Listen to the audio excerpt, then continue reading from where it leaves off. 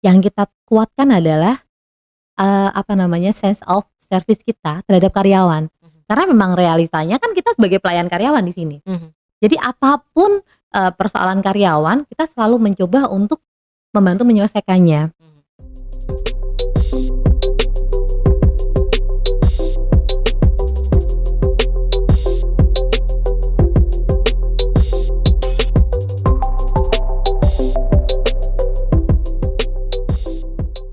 Hai Sobat Tiu, kita ketemu lagi di Tiucast, Tirta Utama Podcast. Oh ya, gini harusnya. Ya, Tirta Utama Podcast. Gimana Mbak? Ajari dong. Ini Tiucast. ini Oke, S, ini gini, ya, ini yang ini U.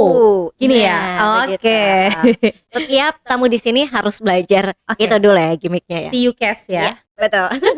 Dan senang banget hari ini kita udah bareng sama Mbak Desi, PLT Kabak SDM dari PT Tirta Utama. Mbak Desi apa kabar? Baik Mbak Hani, Sehat ya, Mbak? kabar? Sehat Mbak, syukur Sama, sehat juga. alhamdulillah. Seneng loh kalau misalnya narasumbernya juga cewek-cewek itu, waduh hawanya pengen ngerumpi ya Mbak.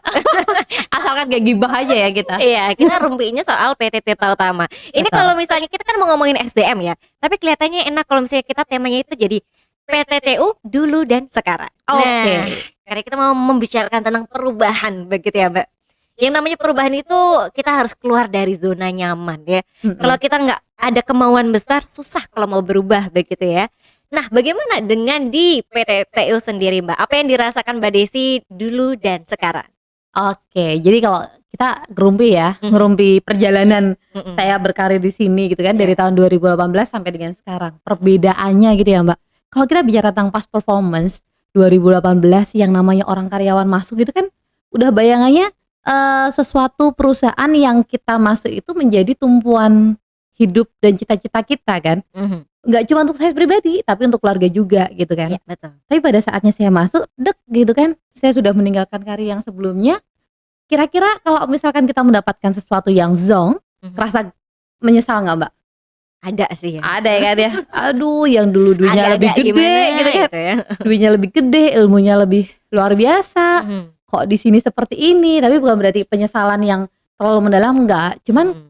waktu kita masuk ke sini, kita lihat tentang budaya kerja dulu gitu ya Mbak, budaya organisasi yang ada di sini. Bener-bener jauh dari kata-kata profesional gitu. Tahun 2018, 2019. Cuman yang namanya kita SDM baru kan nggak mungkin, oh ya udah kita ikut yang lama kan enggak. Mhm. Dan saya sendiri juga nggak mau menurunin ritme kerja saya yang dulu dengan Mhm. ritme kerja saya saat itu, saya nggak mau nurunin gitu. Mhm. Dulu saya kerja di PMA Mbak. PMA itu kan disiplinnya luar biasa. Iya. Dan nggak ada waktu tea time kayak gini, nggak ada Mbak. Ngerumpi kayak gini Iya, kita tea nggak time ada ya. gitu. Iya, yang ada cuman kerja gitu. Jadi di sini culture shock ya waktu di awal. Serius? Iya. Itu yang saya rasakan Mbak Hani. Heeh. Nah kemudian saya nggak menurunkan ritme kerja, tapi lama kelamaan kan juga isinya cuma scroll handphone aja gitu kan ya. Mhm. Tapi kalau misalkan direksinya saat ini itu menganalisa bahwa kejadian sebelumnya itu kayak orang kena kanker sudah stadium 4 gitu. Mhm. Gimana sih rasanya Mbak? 28 tahun perusahaan ini ada, Mhm. tapi nggak ada kemajuan yang signifikan. Mhm. Secara omset ya kita masih monoton seperti itu, karena kita termasuk perusahaan yang gimana kira-kira mau ekspansi gitu kan, semuanya sudah diatur oleh pemerintah Iya. gitu kan. Kita nggak susah bergerak ya. Betul, susah bergerak. Operasional, aset semua sudah terbangunkan, kita tinggal operate saja kan gitu. Ya akhirnya menjadi rutinitas hari-hari biasa gitu kan, nggak ada pengembangan. Nah kemudian 28 tahun kita tidur, itu saatnya kita bangun tuh tahun 2020 Mbak. Malah ketika pandemi, di mana Malah. yang lainnya pada nunduk nih biasanya. Serius, betul Mbak. Heeh. Jadi pandemi itu bener-bener waktunya kita bangkit malahan. Mhm. Yang lain pada turun, Mhm. kita malah enggak Mbak, kita tancap gas sekencang-kencangnya. Yang lain pada 1 minggu dia kerjanya online di rumah. Iya. Seminggu selanjutnya dia kerja di kantor gitu kan, 50%. Kita sama sekali enggak. Tapi apakah kita terus dibiarkan, ya sudah dianggap aja manusia sebagai mesin, kerja terus? Enggak juga. Mhm. Artinya perusahaan memberikan tancap gas untuk kita. Tahun 2020 itu yang lainnya pada turun, kita justru kinerjanya semakin meningkat, Mhm. tapi memberikan proteksi yang luar biasa untuk karyawan gitu. Nah kita bicara dulu ya Mhm. past performance kita seperti itu. Mhm. Nah kalau dulu kita bicara tentang existing value yang ada di sini ya Mbak. Dulu ya kayak anak udik aja Mbak, saya nggak tahu apa-apa ini. Baru masuk ke semi pemerintahan, BUMD itu kan Iya. kalau dibilang profesional ya enggak, Mhm. dibilang pemerintahan kita ya enggak. Mhm. Kita posisinya Perusahaan plat merah ya. plat merah tapi tengah-tengah Mbak, Iya. ya kan? Dimana satu sisi kita dituntut omset, Mhm. ya kan? Kita harus store PAD ke pemerintah Jawa Tengah. Tapi satu sisi itu kan secara aturan, legalitas kita undernya pemerintah provinsi. Mhm. Jadi kita kalau mau melaju secara profesional juga nggak bisa. Nah, tetapi tahun 2020 kita coba nih kembangkan gimana caranya kita perusahaan yang semi plat merah, tapi kita kerjanya gerakannya profesional Mhm. tanpa meninggalkan gotong royong dan kerjasama antar tim. Mhm. Nah, itu kuncinya. Yang dimana profesional swasta murni nggak bisa seperti itu, Iya. ya kan? Banyak persaingan ya. Banyak persaingan. Terus yang kedua kalau misalkan birokrasi terlalu birokrasi full birokrat, Mhm. kita juga nggak bisa melangkah lebih berkembang seperti kita. Iya, betul. Akhirnya posisi di tengah-tengah itu yang membuat kita oke, kita di tengah-tengah, anggap aja kita enak.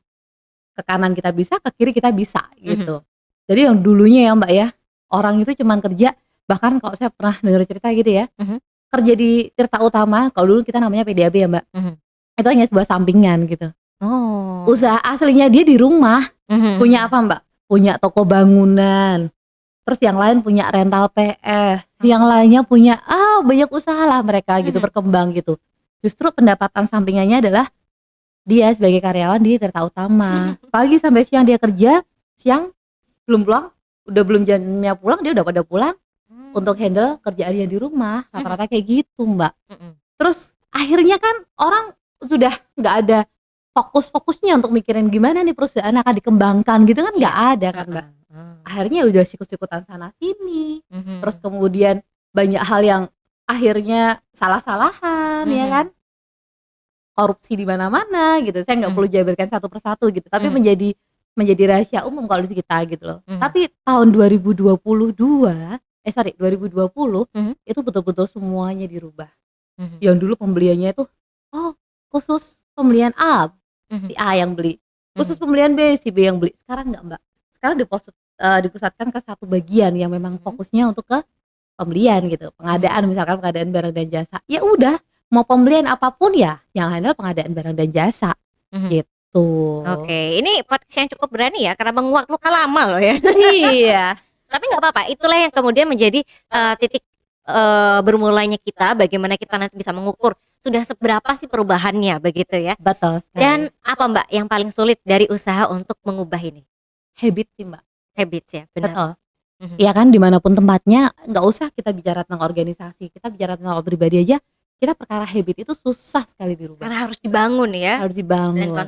Dan konsisten. Akhirnya ada beberapa hal yang misalkan kita mau rubah secara sistem. Atau misalkan kita memberikan sosialisasi secara masif gitu, tanpa mereka menyadari hal tersebut, intinya untuk perubahan ke organisasi.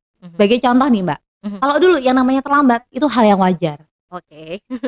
Ya kan? Ya dimaafin biasa, biasa, orang Indonesia gitu ya, iya. jadi normalisasi. Ih gimana tadi jalanan macet, banyak bocor, tapi kalau dilihat masa 1 bulan bocornya 3 kali misalkan seperti itu. Oke. Kan kalau kita bicara secara logis kan enggak gitu kan Mbak. Nah terus kemudian tahun 2020 itu kita buat, kita sama SPI, digandeng sama SPI, Mbak minta dong laporan ini absensi mau buat apa Mas gitu. Jadi absensi itu kita rekap selama 1 minggu periodenya. Terus mau buat apa Mas? Ya ini salah satu laporan dari SPI, ya kerja sama SPI dengan HR yang nantinya kita berikan ke direksi gitu. Oh ya silahkan gitu. Which is meskipun saya yang terlambat, saya nggak pernah asal-asalan ya, ada saksinya nanti ya di laporan gitu kan.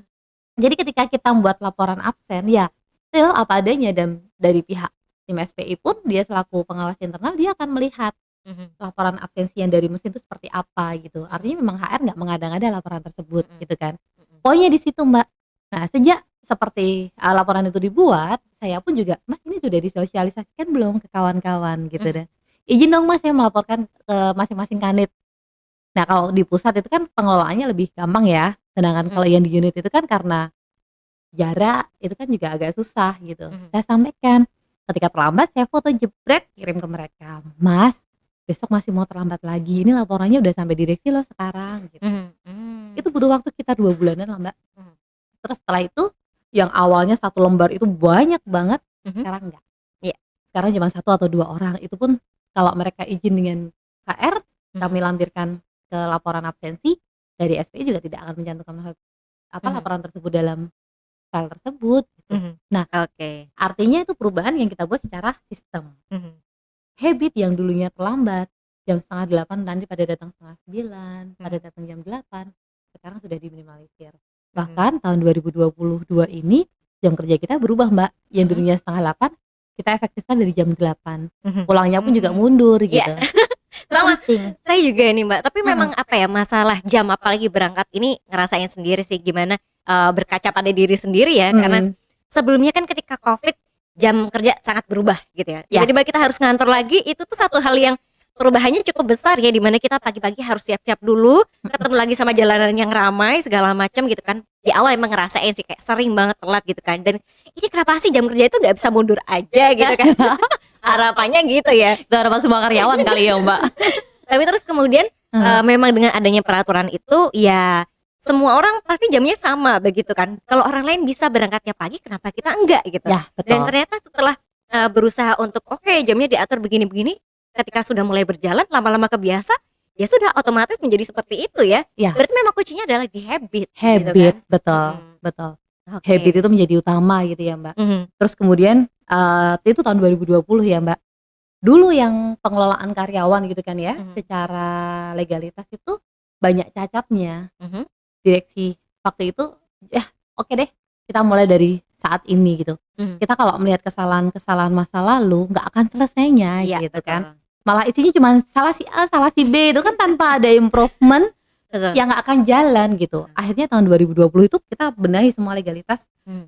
dari karyawan. Jadi nggak ada kata terlambat untuk menawarkan solusi ya Mbak? Betul, itu yang paling penting. Mhm. Ketika ada masalah, nggak usah berkutat pada masalah, Mhm. tapi muaralah pada solusi gitu. Mhm. Itulah yang menyelesaikan sebuah permasalahan. Mhm. Kalau kita hanya bermain pada masalah, kelar kalau Mbak. Kelar dalam arti kelar kitanya gitu, Iya, nggak kelar bukan masalahnya ya? bukan masalahnya gitu. Heeh, oke. Nah, terus sejak itu kita benahin, kemudian, secara masif direksi pun juga memberikan apa ya, semacam salah satu contohnya ya, Mbak, ya, yang dulu kita nggak pernah ada yang namanya meeting. Mhm. Nah, sosialisasi kita lakukan setiap briefing. Mhm. Dulu hanya satu arah, direksi yang memberikan inputan, Mhm. kemudian berkembang. Oke, struktural yang memberikan inputan, Mhm. besoknya lagi berkembang lagi. Nanti kalau fokusnya hanya ke direksi, ke struktural, apa kabar nih teman-teman yang staff, gitu Mhm. kan. Sampai akhirnya tahun 2022 ini kita mixing, Mbak. Jadi Mmm. setiap hari Senin, teman-teman diberikan waktu untuk memberikan materi paparan ke karyawan yang lain. Mhm. Kalau dulu yang memberikan briefing itu hanya direksi dan hanya di kantor pusat, Mhm. seiring berjalannya waktu, at a time, kita bisa Mhm. melakukan sosialisasi atau briefing itu Mhm. secara menyeluruh dalam satu waktu. Ya, itu paduan teknologi ya, gitu. Mhm. Semakin hari kan kita, oh kita jalan ini, nggak mungkin satu hal yang kita lakukan saat ini tuh langsung perfect gitu kan nggak mungkin. Mhm. Pasti ada pengembangannya kan Mbak Ani, Mhm. gitu. Jadi ketika kita lihat satu, oh oke nih jalan, tapi nggak mungkin nih jalan 1 bulan setelah itu kok monoton aja. Mhm. Kita kayaknya harus ada berkembang lagi deh, apa nih? Kita kembangkan lagi. Mhm. Kok kayak gini lagi? Kayaknya ada yang kurang deh, apa ya? Kita kembangkan lagi. Nah, posisinya adalah kita selalu mau untuk berkembang. Mhm. Kita meminimalisir reaksi atau reaktif dari masing-masing karyawan, Mhm. kita coba ke apa namanya, perkembangan yang lebih. Nah, itulah kunci dari perubahan yang sesungguhnya kalau menurut saya yang ada di Mhm. Tirta Utama, Oke, baik. Jadi apalagi gitu. dengan sistem yang seperti itu membuat kita tidak hanya sebagai penonton begitu ya, tapi kita Betul, juga involve, engage di situ mhm, antara, struktural maupun direksi dan juga dengan karyawan. mhm. Dan siapa tahu dari sini kemudian kelihatan bakat-bakat tertentu ada Mbak yang seperti itu? Ada Mbak, beneran ada gitu. Ya salah satu contohnya ya Mbak ya, kita berdiri di sini itu kan kita nggak mungkin tahun 2020 kita memimpikan bahwa kita akan punya podcast Oke. kayak Deddy Corbuzier gitu kan yang Heeh. traffic-nya tinggi. Mhm. Kita sampai saat ini pun kita nggak akan bermimpi bahwa traffic-nya nanti kita seperti apa ya. Mhm. Yang kita pikirkan adalah kita buat podcast, Mhm. terus kemudian, teman-teman bisa menyampaikan. Mhm. Jadi minimal adalah teman-teman dilatih untuk public speaking. Mhm. Karena untuk menjadi seorang struktural yang baik, mereka harus bisa menyampaikan informasi itu kepada timnya. Mhm. Kalau dari staff tidak dilatih, bagaimana caranya nanti dia menduduki struktural, gitu kan kaget ya Mbak. Mhm. Nah ini salah salah satu media yang kita gunakan untuk improvisasi kapasitas dari karyawan. Mhm. Jadi kalau dulu mungkin, kamu ini ya ikutan podcast, "Enggak, aku nggak usah," gitu. Mhm. Kan ada karyawan yang kayak gitu ya Mbak. Iya betul. Nah kalau sekarang, "Kamu ikut podcast ya, jadwalnya besok tanggal sekian, materinya bebas, kamu pilih aja nanti sampaikan ke kita." Mhm. Udah nggak ada penolakan dari karyawan, Mmm. gitu. Karena fokusnya adalah kita pengembangan ke pribadi masing-masing. Sebenarnya Mhm. siapa yang lebih diuntungkan? Mhm. Kita secara pribadi. Iya, Iya betul kan Mbak? banget. Mhm. Kalau organisasi pasti beriringan, Mhm. iya kan? Nah, Gitu. ini berarti ketika ada yang duduk di sini mendapatkan kesempatan, berarti itu merupakan salah satu privilege gitu ya, harusnya menjadi bahagia karena mendapatkan kesempatan untuk kemudian bisa mengasah, bisa membiasakan diri, Mhm. dan insya Allah nanti bisa jadi struktural begitu kan. Betul sekali Mbak. Ini Jadi menjadi jangan kaget, jangan takut kalau betul. misalkan masuk ke sini, toh kan Heeh. jelas banget tuh Mbak, welcome to Theater of Dream gitu kan, Nah, jelas banget gitu kan. iya, dan ini for your information ya, memang podcast ini menjadi salah satu akhirnya ada kan inisiatif dari HR, betul ya, Mbak? Ya, kita kolaborasi sih Mbak, SA sama Heeh. Korsek gitu Oh kan. iya, Betul. heeh. Nah ini salah satu kolaborasi yang apik akhirnya Mhm. menghasilkan sesuatu yang baru buat Tirta Utama. Bahkan ini mungkin menjadi yang pertama di antara perseroda yang lainnya ya. Ya, di antara BUMD yang ada di Jawa Tengah, Mhm. kita baru pertama yang memiliki studio podcast. Mhm. Sampai akhirnya kita publish video-video yang ada. Wow, kita Gitu. tepuk tangan dulu dong, luar Wow. biasa loh ini loh. Bahkan ada suatu waktu itu, Mhm. kita ditanya kan, gimana waktu itu kita pernah kunjungan kan sama komisi C gitu kan, Mhm. gimana kondisi Tirta Utama saat ini gitu, Mhm. environment-nya bagaimana? Saya nggak perlu nunjukin jauh-jauh Mbak, saya Mhm. kirimin aja video podcastnya. Salah satu video podcastnya Oh. kita, wah gila ya, Tirta Utama BUMD Jawa Tengah udah bisa kayak gini gitu. Ya bukan berarti kita menyombongkan diri gitu ya Mbak, kalau sekarang studionya udah cantik seperti ini, tapi kalau dulu kan kita mulai dari apa Mbak, green screen, Betul, heeh. terus alat juga seadanya, belum sekomplit yang sekarang gitu kan.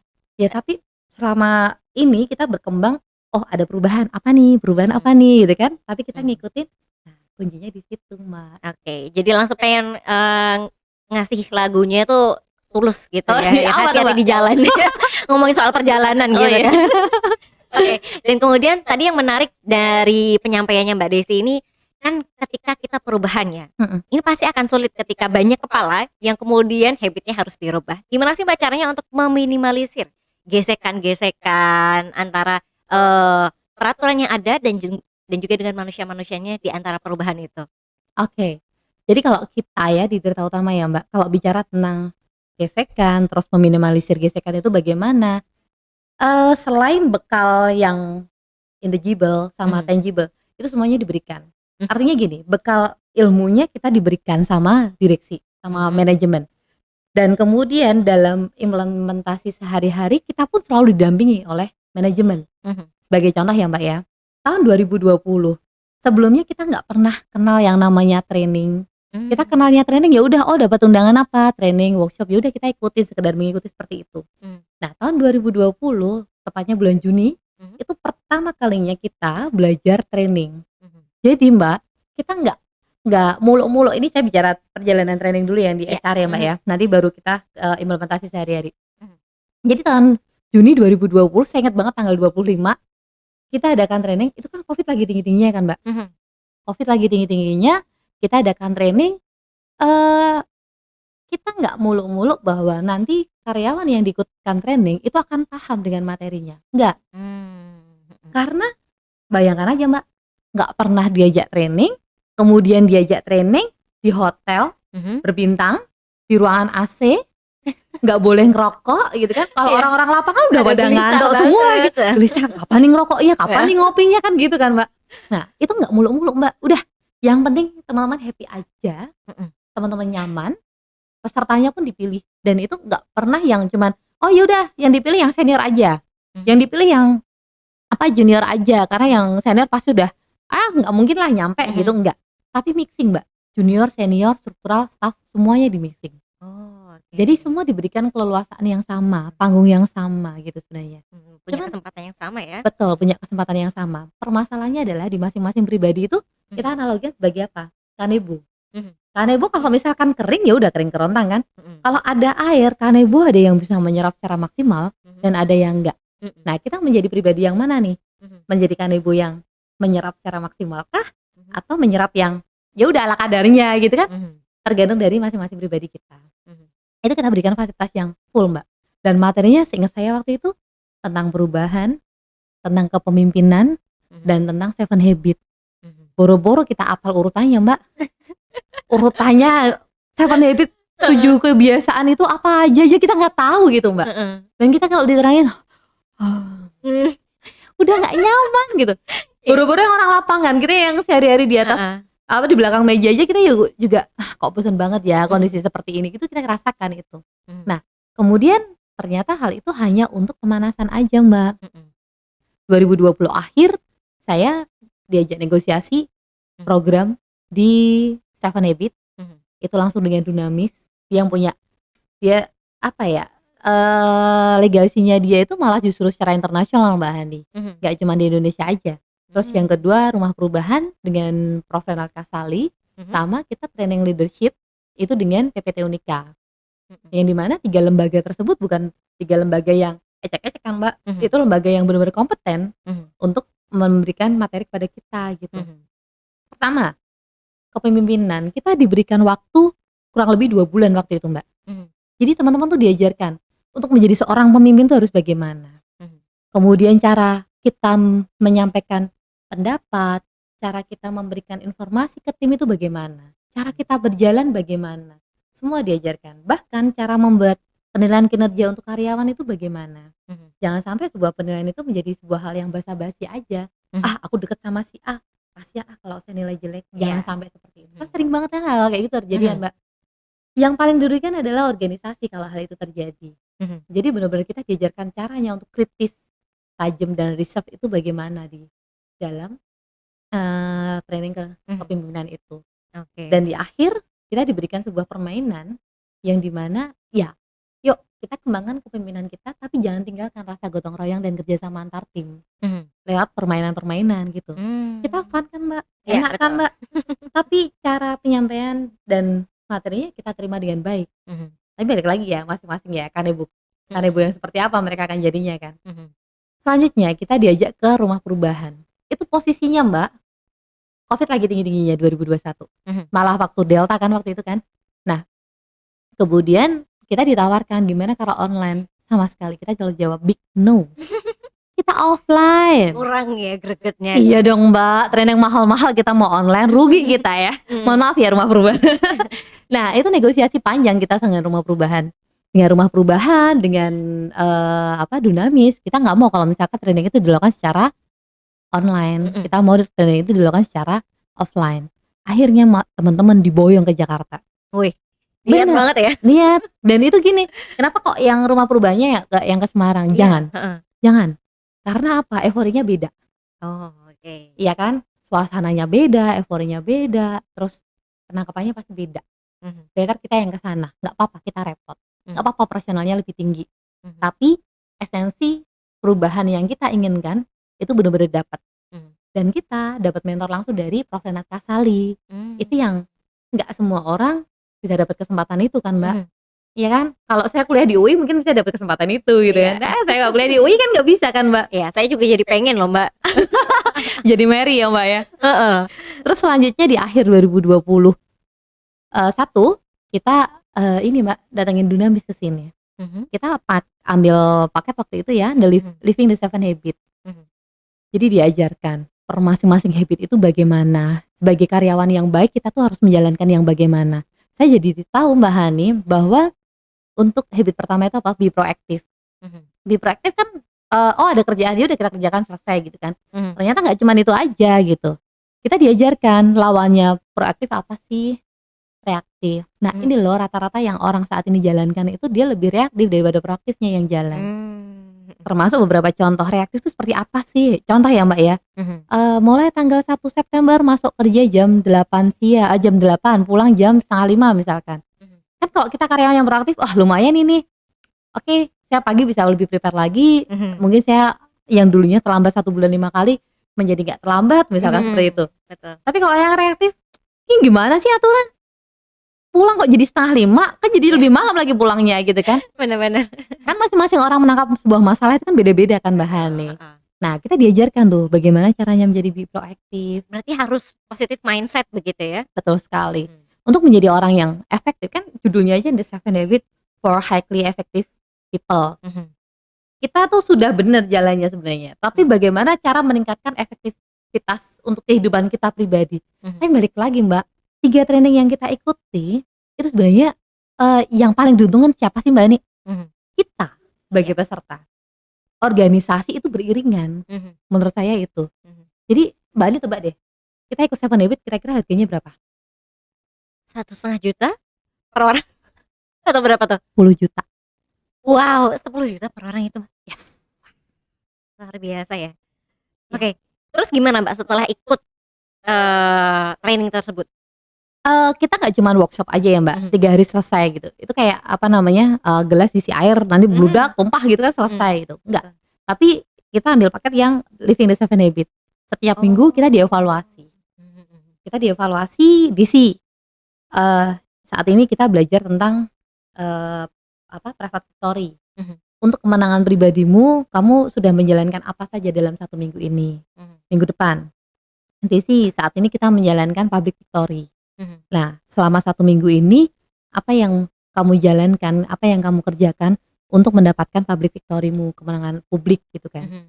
Ya itu benar-benar dijalankan. Ya menurut saya ya Mbak ya, nggak cuma untuk organisasi, untuk kehidupan pribadi saya, untuk keluarga saya itu sangat bermanfaat hal tersebut. Mhm. Kita jadi, kok kamu misalkan ya sama teman-teman, kan kita emang nggak boleh Mbak, kalau kita udah tahu proaktif sama reaktif misalkan ya, Mhm. nanti kalau teman-teman yang reaktif jangan bilang, lu reaktif ya, jangan lo dikurangin, gitu tidak boleh. Kan kita harus refleksi diri kan. Iya, heeh. Tapi kita sama-sama teman, loh, training 10 juta kok rugi ya gitu. Misalkan Oh. dia masih reaktif misalkan ya Iya, Mbak. iya, heeh. Kita selalu selalu guyon-guyon kayak gitu sama Mhm. teman-teman bercandaan. Mhm. Tapi dengan seperti itu teman-teman kayak remind, oh iya ya, reaktifku muncul lagi nih, Mhm. harus kukurangi nih. Aku Mhm. lebih proaktif lagi nih sekarang gitu. Mhm. Gak usah kita bicara tentang habit ke 1 sampai 7. Mhm. Untuk menjalankan habit pertama aja susahnya luar biasa Mbak Iya. Ani gitu. Oke, dan tapi ini kalau berhasil dipraktikkan ke diri kita sendiri, bahkan ini secara individual kita akan kualitasnya makin lebih baik secara personal dan kemudian dari kinerja pun akan semakin lebih baik dan nanti organisasi akan mengikuti, begitu ya, Betul, Mbak? betul Oke, sekali. baik.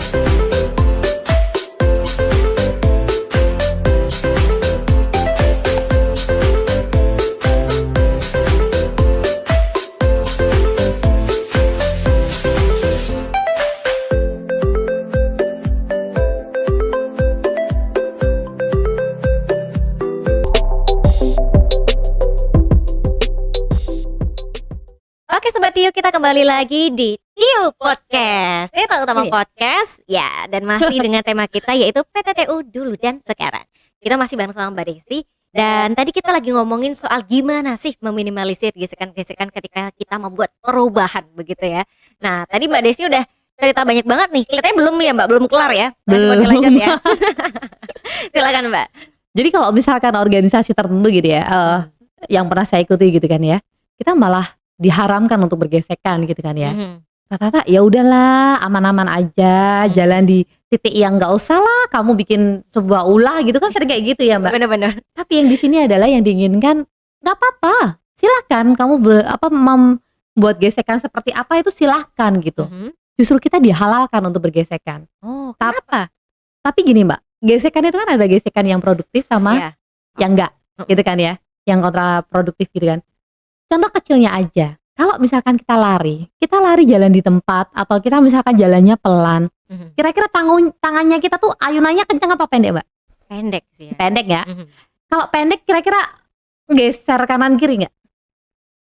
Enggak. Enggak kan? Iya. Tapi kalau kita larinya kenceng, kita lari kenceng secara motorik ya, Mhm. tangan itu kan pasti geraknya kan lebih kenceng kan Mbak Ani. Mhm. Kan kita nggak sadar kanan kirinya kita ada orang, Mhm. pasti nyenggol sana, nyenggol sini gitu kan. Mhm. Yang diinginkan di sini adalah gesekan yang produktif Mbak. Mhm. Artinya untuk lari kencang kita nggak mungkin jalannya tuh pelan-pelan, Mhm. pasti jalannya kita juga kenceng. Mhm. Dan kalau larinya kenceng, tangan secara motorik juga senggol kanan, senggol kiri. Mhm. Mbak Hani bayangkan kalau orang gergaji Mhm. pasti ada gesekan kan? Iya. Kalau nggak ada gesekan nggak mungkin kayu itu akan putus kan? Tapi fokusnya adalah ketika gesekan itu terjadi, ada serpihan-serpihan kayu yang turun. Nah, itulah yang kita namakan dengan valuable cross. Nilai-nilai yang muncul karena adanya gesekan tersebut gitu. Kita nggak akan tahu dalam sebuah kerjasama, misalkan saya dengan Mbak Hani, ketika kita baik-baik aja, saya nggak akan tahu bahwa ketika kita gesekan, apa nih yang akan terjadi. Justru ketika bergesekan itu, terus kemudian kita bisa memunculkan sebuah ide yang baru, itulah yang kita inginkan. Sebagai contoh ya, antara Korsek, itu kan dalam bentuk sinergi ya Mbak. Podcast ini kan ada sinergi antara Korsek dengan HRD. Apa mungkin jalannya baik-baik aja? Kan enggak. HRD pinginnya seperti apa? Korsek pinginnya seperti apa? Dalam perjalanannya itu kan pasti juga banyak hal yang HRD pinginnya seperti ini, Korsek pinginnya seperti ini, dan itu bertentangan. Kalau misalkan masih oke-oke aja sih nggak masalah gitu, dan itu bertentangan. Oke, ya udah, kalau pinginmu seperti ini, pinginku seperti ini, jalan titik temunya apa? Otomatis orang-orang kan akan creative thinkingnya kan akan jalan Mbak. Ya, betul. Dengan cara seperti itu, organisasi juga akan berkembang dan nggak akan stagnan Mbak.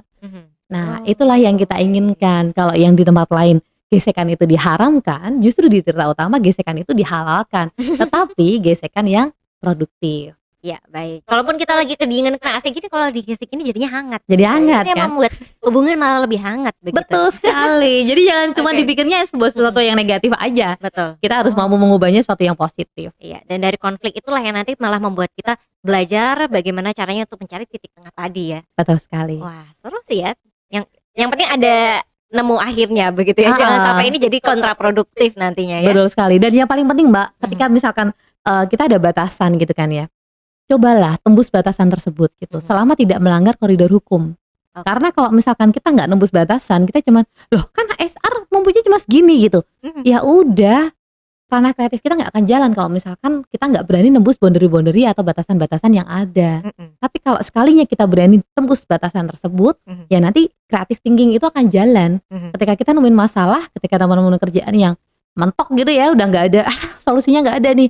Nah itu berarti salahnya ada pada kita gitu. Kita yang nggak mau nembus boundary tersebut, yang nggak mau mengembangkan ranah kreatif kita. Oke, dan sejauh ini batasan-batasan apa yang sudah Mbak Desi tembus, dan nilai-nilai apa yang ingin diupayakan dengan menembus batasan itu? Duh, kalau bicara tentang gitu kayak buat aib sendiri ya Mbak. Kan hal-hal positif kan pastinya. Positif, betul. Apa ya Mbak, kalau misalkan kita peta nih satu persatu, mungkin kalau kita bicara seperti itu, bicara sama tim gitu ya lebih enak gitu ya. Terkadang ini daya tampungnya tuh agak terbatas gitu ya Mbak. Yang terjadi yang lalu-lalu tuh udah, oh ya sudahlah, pernah kita lewatin. Jadi ketika ada masalah, oh yang kayak dulu kita tinggal looping aja, kita tinggal kembangkan ranah kreatif, udah kayak gitu Mbak. Jadi kadang lupa apa ya, dulu pernah punya batasan-batasan yang pernah kita tembus apa gitu. Sampai sekarang ya. Yes, betul. Nah yang sekarang itu apa Mbak? Kemudian nilai-nilai core value yang berusaha untuk ditanamkan ke para pegawai. Nah kalau core value yang saat ini kita ingin kembangkan ini ya Mbak ya, kita pingin semua karyawan itu langsing, berotot, dan mudah bergerak. Wow. Jangan dibayangin ladera ya Mbak. Ideal sekali ya. Ideal sekali ya, meskipun badan saya agak gendut gitu ya. Ini PR buat saya ya. Tapi kalau misalkan Mbak Hani membayangkan seorang yang punya badan langsing, berotot, mudah bergerak, kira-kira apa Mbak? Apa ya? Olahragawan Ya. Tapi yang kita inginkan adalah karyawan yang agile. Otomatis kalau badannya langsing, berotot, dia akan sigap kan Mbak. Oh ada kerjaan apa? Dia langsung sigap, sacet-sacet gitu kan. Udah nggak yang klek-klek, aduh nggak semangat, itu kan enggak. Nah yang kita inginkan masing-masing karyawan punya core value tersebut. Langsing, berotot, dan mudah bergerak. Muaranya ke agile. Gitu. Terus selanjutnya, itu kita ingin semua karyawan itu cenderung transparan. Transparan dalam hal apa? Pekerjaan. Dalam hal apa? Dalam hal keuangan. Syukur alhamdulillah dari tahun 2020 sampai 2022 hal tersebut juga sudah berjalan Mbak. Nggak cuma secara person, tapi secara organisasi pun juga jalan seperti itu. Dan yang paling penting adalah kita kembangkan karyawan itu bukan karyawan yang pasif. Which is dia cuma staff, which is dia cuma OP. Kita ingin kembangkan bahwa karyawan itu harus apa? Harus kritis, harus yang tajam. Boleh menyampaikan pendapat, boleh, silahkan. Karena apapun pendapat selalu akan ditampung. Tapi pendapat yang seperti apa? Yang tajam. gitu. Terus yang terakhir, kita harus punya reserve. Mhm. Kalau kita nggak punya reserve, apapun telanjang bulat kita sampaikan, ya itu bukan yang kita inginkan. Mhm. Dia artinya nggak pandai untuk repackage message yang ada. Tapi ketika karyawan tersebut mampu menyampaikan pendapat dengan kritis, tajam, dan reserve, nah itu salah satu unggulan dari karyawan kita.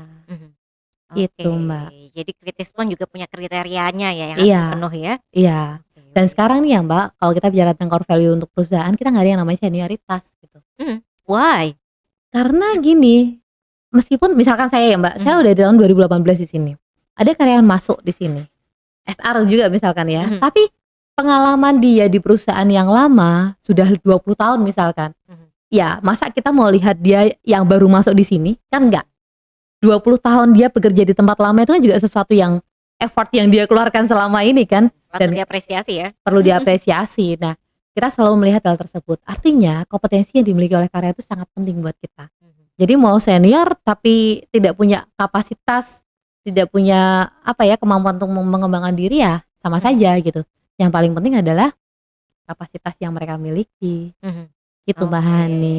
wah jadi Itu beberapa aja ya, nggak semuanya ya. Oke, tapi dari beberapa itu kita sudah bisa melihat bahwa TU sekarang sangat terbuka terhadap perubahan begitu ya, open Sangat. minded dan menghargai proses-proses yang terjadi entah itu melalui konflik maupun melalui kritik yang membangun, dan juga tentu saja kedepannya ini adalah untuk membangun manusia-manusianya yang menjadi aset bagi perusahaan. Betul sekali. Karena kita akan berkembang Mbak. Yang Ya. dari HR 5 tahun ke depan kita harus berubah menjadi HC, Human Capital. Karena Oh. memang apa muaranya tetap berbeda nanti kan. Oke, nah ini Gitu. kita ngomongin rencana kedepannya. Kalau gitu Heeh. dari SDM punya rencana apa Mbak ke depan? Nah, ke depan itu selama 5 tahun ke depan. Nah, tahun ini kan kita baru kerja sama nih dengan MMUGM. Kerjasama kita yang kedua itu mengembangkan job desk. Memang saat ini secara administrasi SR kita belum lengkap semuanya. Kan berkembang, ya kan? Nah, untuk 5 tahun ke depan kita akan berkembang sebagai HC. Yang saat ini HR hanya untuk 3 orang. Kita nggak tahu depannya nih. Pasti akan bertambah. Karena dalam struktur HC sendiri itu ada 2. Yang satu ke pengembangan human capital, yang satunya lagi itu ke personalia atau ke kepegawaian. Nah, untuk yang human capital kita ada subbagian yang baru juga Mbak. Itu yaitu training and development. Gitu. Jadi nggak cuman untuk fokusnya ke karyawan-karyawan. Oh ya udahlah, HR kan cuma ngurusin gaji aja, absen gaji kelar gitu kan. Enggak, tapi kita berpikir bahwa ke depan kita harus mengembangkan SDM kita menjadi lebih baik. Gitu. Oke. Fokusnya ke sana. Nah, ini kayaknya ada tambahan dikit ya, Mbak. Walaupun tadi katanya udah terakhir, tapi ada tambahan dikit. Terus-terusan ya Mbak Ani ya. Soalnya kalau misalnya ngelihat dari tadi kan banyak sekali perubahan yang dibuat oleh HR, tapi tentu saja untuk kebaikan karyawan maupun perusahaan itu sendiri ya. Ya. Ada tipsnya nggak untuk membuat SDM ini bisa menjadi teman friendly terhadap para pegawai? Jadi bukan sesuatu yang ditakuti begitu ya, apalagi dimusuhi, tapi menjadi teman yang diharapkan masukan-masukan, input-input bagusnya begitu. Jadi gini Mbak, kalau misalkan kita bagian HR itu kan termasuk ke bagian supporting. Yang kita kuatkan adalah sense of service kita terhadap karyawan. Karena memang realitanya kan kita sebagai pelayan karyawan di sini. Jadi apapun persoalan karyawan, kita selalu mencoba untuk membantu menyelesaikannya. Which is itu kaitannya dengan persoalan pekerjaan atau persoalan pribadi. Nah, ketika kita bisa melihat latar belakang masing-masing karyawan, kita akan lebih mudah lagi untuk sense of service ke mereka gitu. Jadi yang selalu saya tekankan bahwa sense of service kita terhadap seluruh tim harus kita tingkatkan. Apapun itu kondisinya, kita tingkatkan. Mau kita sakit kayak apa gitu, jangan lihat diri kita, tapi lihatlah orang lain. Nah, dengan cara seperti itu kami harapkan bahwa teman-teman, yuk, SR itu bukan sebuah momok yang harus ditakutin gitu. Enggak, kita adalah sahabat karyawan. Karyawan kebutuhannya apa, permasalahannya apa, yuk kita bantu selesaikan bersama. Sebagai contoh ya Mbak, dalam waktu dekat ini ya, itu ada karyawan yang Mbak, ini aku belum bisa KRS-an. Loh kenapa gitu? Karena semester depan itu full offline. Padahal posisi saya itu bukan di kota tempat kampus saya ada gitu. Kalau 2 tahun lalu kan masih oke ya online ya. Nah, terus apa yang harus saya jalankan? Kamu sudah nembusin siapa saja? Oke, saya akan nembusi ke level yang lebih atas. ya ketika saya sampaikan ke kampusnya, saya bukan sebagai rekan mereka, tapi saya sebagai wali mereka gitu. Yang memposisikan saya adalah orang tuanya mereka ketika di kampus itu, Mbak. Jadi pandai menempatkan posisi bahwa aku posisi di mana, aku berhadapan dengan siapa, itu yang paling penting. Wow, jadi Gitu, ternyata Mbak. kita tidak hanya misalnya CS atau teller yang di depan ketemu masyarakat langsung yang harus punya sense of service begitu ya, yang untuk melayani. Bahkan kita sesama karyawan pun bisa saling melayani begitu ya. Betul, betul. Oke, dan kita harus pintar-pintar untuk menempatkan diri begitu ya. Kuncinya itu. Wah, ini kita dapat banyak sekali masukan-masukan bagus dari Mbak Desi. Catatan saya sudah penuh sekali, Mbak.